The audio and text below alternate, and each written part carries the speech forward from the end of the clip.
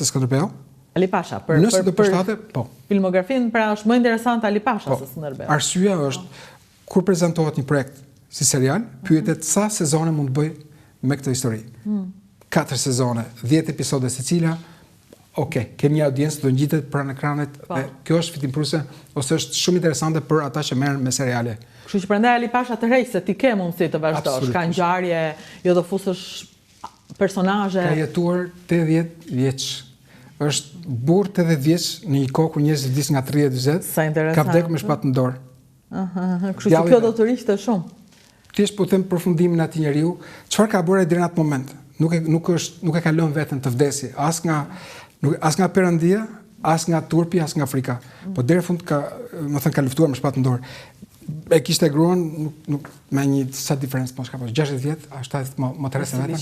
Një tjetër histori më vete. Po, absolutisht. Ne u bllokua projekti, domethënë të avancon dhe të fillohet bëhet pak një episod i parë, pilot, e them 20 minutë, për arsye të tilla. Super. Nuk është bërë, mendoj që do rinegociojmë brenda një farë kohe mund të rikthehemi aty ku ishim.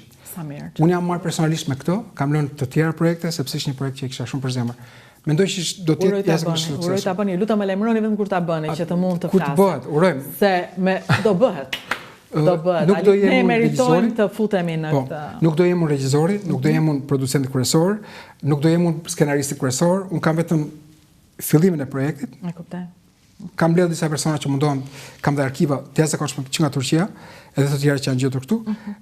Thjesht jam i kujdesshëm në fillim që personazhi të mos përçudnohet dhe të futen në kanalet të tjera, që mund të bëjmë me një trend të kohës. Ai duhet të jetë unik në llojin e vet, të rezistojë kohës, sepse është i tillë, ketë identitetin e vet. Kjo ishte motivi im që në fillim kur është ndërtuar projekti, mundohem të qëndroj pa qenë regjizori. Arsyeja është, ata marrin më 3-4 regjizorë për të bërë seriale të tilla, nuk është vetëm një, dhe nuk ka pse të jem unë. Më bëri shumë përshtypje që thatë, është më interesant se Skënderbeu. Në Skënderbeu nuk përbën më diçka interesante, është i haruar, ç'a ndodh? Skënderbeu është Jo, është goxha, është i madh për ne.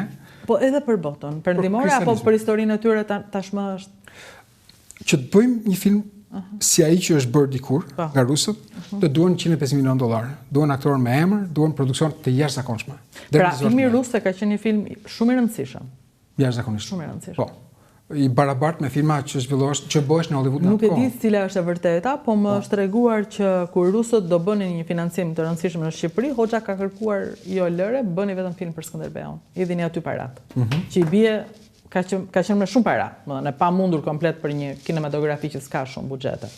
Jo vetëm që ata kanë investuar ka shumë para në të gjitha aspektet. Një pjesë e mirë e filmit është zhvilluar në Moskfilm, është zhvilluar në Bashkimin Sovjetik. Dhe regjizori që është zgjedhur dhe aktori kryesor që luan Skënderbeun janë 2 ikona të kinematografisë ruse, sovjetike. Sergej Bondarchuk ka bërë vite më vonë një film që quhet Waterloo, që flet për 100 ditët e Napoleonit, një film i jashtëzakonshëm. Ai është film vërtet ku ke bashkëpunim angles, amerikan, francez dhe rusi. Regjizori ishte ai që komandoi gjithçka. Një film i jashtëzakonshëm.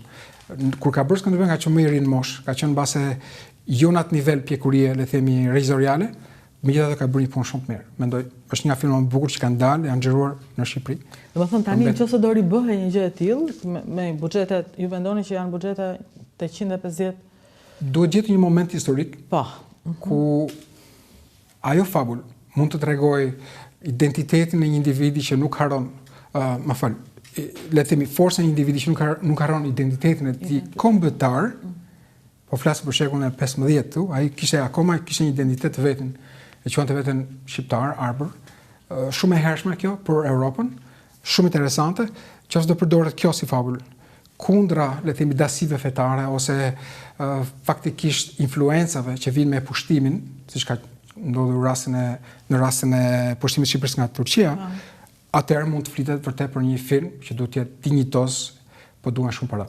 Dhe këtë nuk mund ta bëj vetëm një individ, duhet një lob që të jetë brenda studiove. Sepse janë lobet pastaj që vendosin është diskutuar, unë kam vite që, kam pasur rastin që mund të them 15 që kam dëgjuar këtë biseda, pothuajse kam qenë pranë disa individë që janë marrë me këtë iniciativë, është e pamundur 100% deri tani.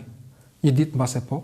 Tani ka një tërheqje të studieve në investime të tilla, që janë shumë të mëdha dhe buxheti është shumë më të vogla. Në rastin e Alipash $20 milion, nuk flitet më flitet për po. $20 milion.